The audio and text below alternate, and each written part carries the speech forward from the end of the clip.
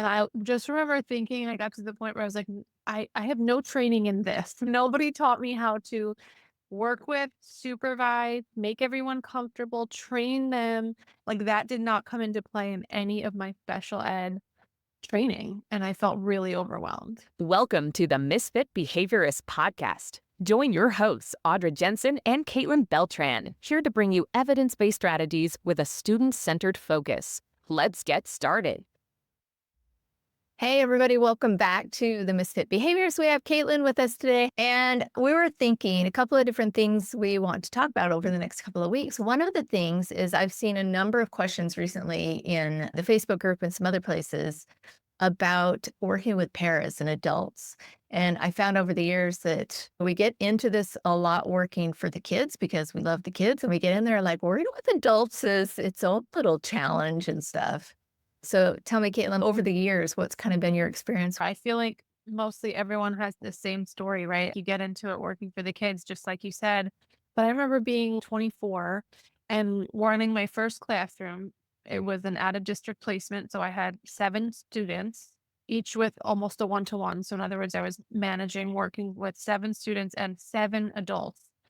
And I just remember thinking, I got to the point where I was like, I have no training in this. Nobody taught me how to work with, supervise, make everyone comfortable, train them. Like that did not come into play in any of my special ed training. And I felt really overwhelmed. Yeah, I've often thought like when we go through university training or whatever, one of the things they need to do a class on working with Mhm. adults. I mean, just managing people, managing Right. schedules and personalities. And honestly, a lot of women, and Mhm. women are unique. And working with a They whole are. bunch of and it takes a special person to be able to handle all that. It definitely comes with its own set of benefits, but also challenges. Yeah, and if you think you're working in an office in a cubicle and your friend is over Yeah. there, when you're in school, you're like you're all on top of each other Video. 6 hours a day. It's Yeah. constant. And then Yeah. you don't get to choose, so you have very different personalities that do not always mix well. Sometimes they're great and Yeah. sometimes they don't work. So I threw together some visuals. I'm going to share my screen. Well, the first one I was thinking, Paris, more than anything, I am so grateful. I would say 80 to 90% of the adults that I've worked with have been top notch. I mean, just great people, Oh yeah. amazing, we're so underpaid. It's just like Oh my for God. what they do, I would give them my salary if I could. Just Right. wonderful people. A lot of times they're moms, and so they understand what it's like to be a parent and in a situation like that. And they are the backbone of the classroom. And so I came up with this dumb little acronym of PARA, just thinking about how over the years I've worked with PARA. So P being for like providing those clear expectations from the beginning, from the very first time you guys all walk through the door. So PARA may not come in with the education, that background that we have or the experience that we have. So just providing those expectations from the very beginning. I know some people have developed, and I want to create a para binder that has everything in one place. Have you done that before? I have. So I have my ABA classroom parabinder. I think the first couple of pages are devoted to what you're saying as far as expectations, like the routine of the classroom. And then most of that binder is more like actual discrete trial, behavior management, like techniques and tricks that I would want someone in my classroom to know about and reference. But I think to your point of the clear expectations, it's almost like if you feel like you're communicating, you need to be over communicating because for Mhm. every much that you say, they're not going to hear every part of it. When in doubt, over communicate. And have it written down to review it later so that they have access to it. So then that's P. So A, acknowledge strengths and efforts. I think we're using just the same principles we do with the kids, is to make sure that you're reinforcing your parents for their excellent behaviors, so to speak. I've worked with a bunch of different parents who have different strengths. And so within your classroom, you'll get to know what your paras do well and assign them those tasks. Yeah. Sometimes their strengths aren't necessarily what they enjoy, so make sure you keep that in mind too. I've had this happen. A parent who's really good with extreme behaviors, well, you don't want to always put her with the most challenging kids because then you're going to have burnout too. So rotating people through and always just making sure you acknowledge what they're good at. Yeah. And that can be awkward, right? I mean, certainly, I know for me, one, just being so young, oftentimes The pairs are the moms or someone coming back to their career later in life. I remember thinking that I was the youngest person in the room at one point by, 10 plus years. And Mm. yet I was supposed to manage these people and I was their supervisor. And so I had been told praise, reinforce the adult too, but it just felt, I didn't want to be false with it. And it at times felt awkward. But I think when you make that an active part of what you're trying to do and make it very genuine, it becomes more comfortable with time. And having just that open communication with them. Ask them straight up, how do you receive feedback? Do you want to be told in the moment something's going great? Do you want to talk about it Right. later? If I have a concern, is it easier for us to have,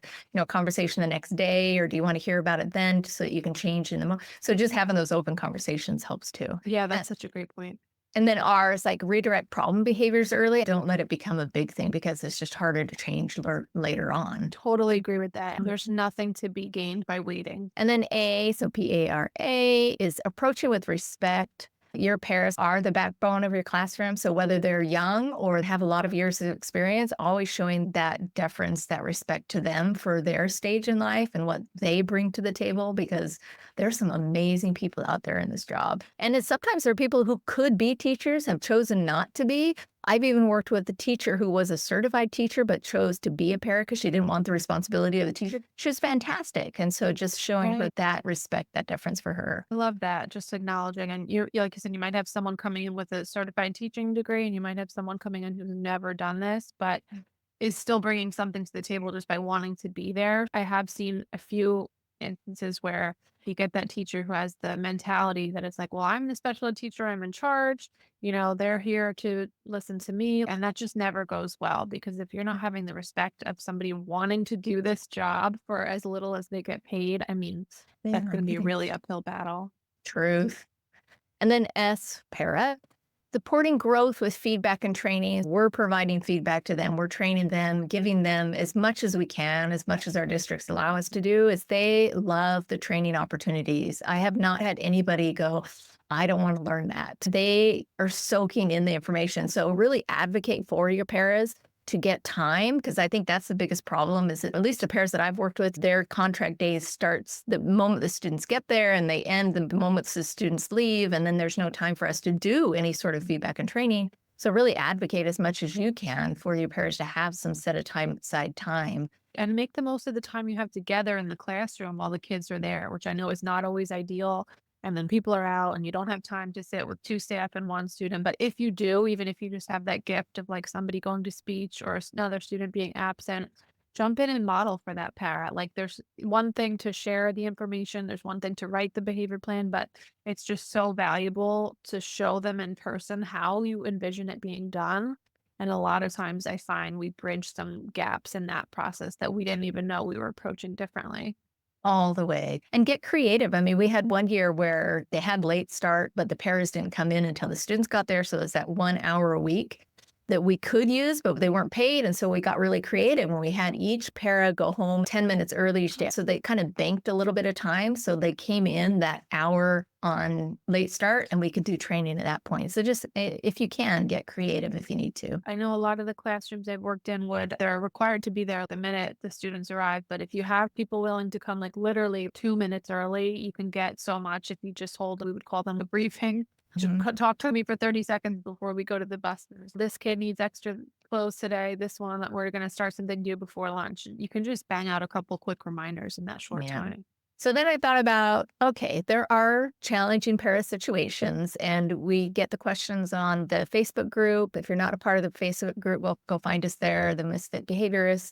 In the history that I have with all the paras, I kind of broke it down and I've seen these kind of three. There's obviously other challenges we deal with, kind of these three categories of challenging situations. And the first is that inexperienced para, whether they're young or just haven't done this before and they have a lack of confidence. They may be over relying on the teacher for every direction. And I was thinking, okay, what would I do for that kind of inexperience? I thought, okay, I think I would do the clearest onboarding and mentorship that I can. And I think the biggest thing I've seen helps is giving them small and manageable jobs as they build their skill set. So their little toolbox may be small to start with. So giving them very specific small tasks to do in the beginning helps a lot with kind of that inexperience and building their confidence too. I find that that's just works so much better than giving, this is your schedule, go to it. Just give them very specific things to do.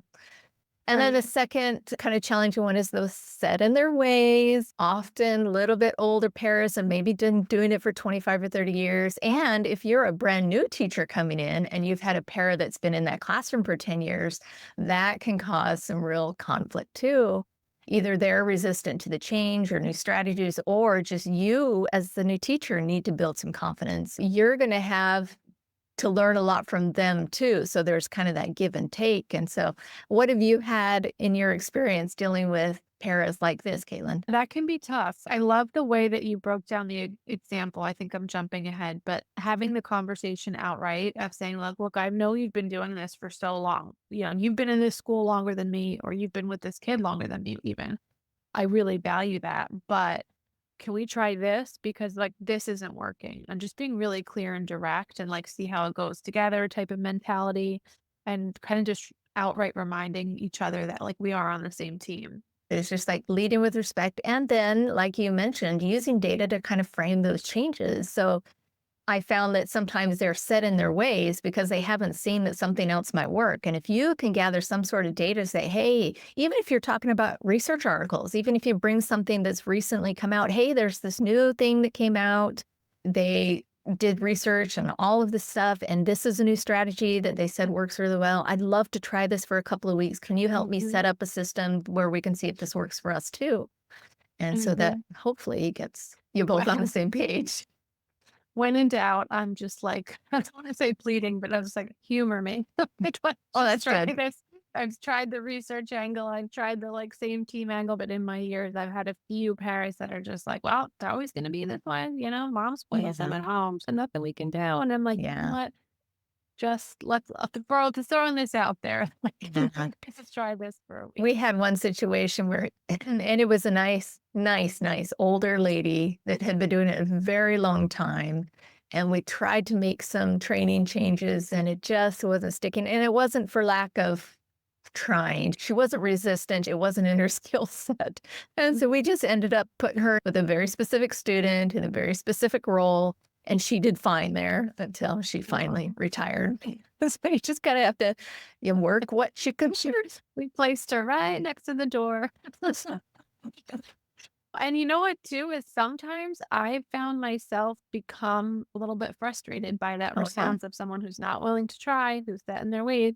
And then over time, I'm like, if I reverse it, if I flip the script myself and call them out in a positive, compliment them in front of our supervisor, I find them soften a bit. And I'm like, maybe even though they've been doing this for so long, they have this false bravado because they really are insecure about, have I been here too long? Do I not know what I'm doing? Just kind of killing them with kindness, for lack of better word, sometimes. That's a really good point. And then the third kind of problem area I've seen is the cliques that we get from being a Mm, whole bunch of women and, pairs. They form these tight social groups, which is great, but sometimes it mhm. excludes others. So if you have a team where you've had some pairs that work really well together for many years, and then you have new pairs come in and them having to figure out their role within that team, it can be really hard. I've thought use some of your training times for team building so that they have a chance to get outside of their clique and start to build a relationship with any new people. I've had to had some very direct conversations with some cliques before and say, hey, we've got new paras in here. I know you guys are close, but let's make an extra effort, even just this week, if we can, to see how it is if we can integrate some of these new paras within our fun little group here. It's amazing to see someone so confident when they can do this well and embrace somebody who's new, who's struggling potentially. And I'm like, that's the person that I was lucky enough to have that model when I first started. And so I feel like if anyone came to her with like a gossip or, oh, that new person's not working out, she just shut it down. It was just like sidestepped it. Like they're doing the best they can. Like our job is to help them. And that was such a powerful model for me because it can be easy to fall into those traps. So that's always very impressive to me when someone can do that well and not buy You into that. You bring up a really good point. If you have a clique in your classroom, and there always is sort of a ringleader of the clique, if you can go to that person directly, privately, and say, hey, this is Yeah. something that I'm concerned about. Can you help me lead this group to be more inclusive with everybody? If you Yeah. can get that person on board with you, that might help Yeah. that situation too. Totally. Turn it into like, we need your help with this. And then I thought, okay, what do we do if any of those strategies aren't working? So I came up with 6 quick ideas of what we can do. So first, restate the expectation clearly in a private conversation with a parent. I've noticed phone use, which is a big thing. I've noticed phone use is still on an issue, and our expectation is so doing this privately and having those one-on-one conversations about something directly first before you do Yes. anything else. 100%. Because once in a while, it is just an honest mistake. Like I've had to say to people, I know you're new. I don't know if you know, but we're really not supposed to go out for recess early or do this thing or have the phone on or something like that. And then if that doesn't work, then try if then language. If the phone continues to be a problem, we're going to have to ... And just like we would with Yeah. students, just be clear. Don't make it a big consequence like, a punishment type thing, but these are our expectations. We've already talked about this. Now we need to abide with this or this particular thing will happen. And then if you have to start documenting, and that may be that you're just starting to jot down, you've had the conversations privately, you've said what the expectations are, you know that they know what's going to happen if they don't comply. Start documenting what's going on. And that doesn't have to be you're sending in a formal report or anything. Just start jotting stuff down Yeah. privately. Keep it private. Be very careful about where you put it too. Because it may be if things do escalate, you'll have to have some sort of information to share with admin, which would then be the next step. If you say recycle back to having those private conversations and things aren't changing, you do need to start bringing in admin into those situations. Have you had to do that before? Yes, and I think the documentation is definitely helpful. Again, just keeping it, but it's just for me. But yes, I saw this, I saw the phone use, but also document like then I told them about it. Then it either still happened or it didn't. Then we had a class meeting about it. And so if I'm just like sitting there documenting everything they're doing, like, no, I'm also documenting what I'm doing about it. And if it has to go further, then I feel like I'm accountable with what I've done. Yeah, that's excellent. And then, if for whatever reason you don't have the support or it's just not getting anywhere, if that's not working, then try to think outside the box. How can you adjust the roles if you are dealing with a phone issue? Can you put them in a role where they can't use their phone? If they're running a class or doing a craft where they have stuff on their hands, they can't use their phone. How can you, what is that? It's just a DRI. Yes. Different reinforcement, incredible behavior. How can you adjust the role if possible so it Can stops you being a hold problem? these bananas all day? For sure. And you have to be careful because I think we're kind of seeing the writing on the wall. You're going through all these, but leading to that last step of like, what is the next step? Do you have to go to admin? I definitely Yeah. would advocate for like looking into your school policies before even, if this is even at all a concern. Yeah, and that's actually a really good point because I did put kind of admin in 4 and admin at 6 because that 4th step really is finding out what are your policies and districts. Is talking Right. to your admin before you have a meeting and finding out, I'm looking for support on this. What would be, if we can't resolve this issue, what will be the steps that we need to take? And then say you try these other steps and you do have to have that formal meeting, you at least know what to expect and what's going to happen or not happen at that point. I'll put these all into the Facebook group, but I have, 5 key Cool. strategies that help us, just leading by example and random acts of gratitude and different ideas so that your classroom seems like a wonderful place to be. And that's what we all want, right? And I think that non-contingent reinforcement is like, on Fridays I'm bringing bagels or like coffee's on me Monday. Like those little things are really important. Like just teammate to teammate, showing how appreciative you are. Yeah. And we are. They really are the backbone. We couldn't run the programs, any of them, without our parents. So Totally. if you're out there listening, we love you. Stick around. The year will be Don't over go at some anywhere. point. Don't go anywhere. So again, find us on Facebook, the Misfit Behaviorists. Don't forget to subscribe, share if you like what we're doing so that we want to keep doing it. So, Yes. And join the Facebook group and also drop comments on what is going on in your classroom or your practice so that we can make an episode out of that as well. Thanks for listening to the Misfit Behaviorists. And be sure to tune in next week for more tips and tricks. Don't forget to subscribe so you don't miss an episode.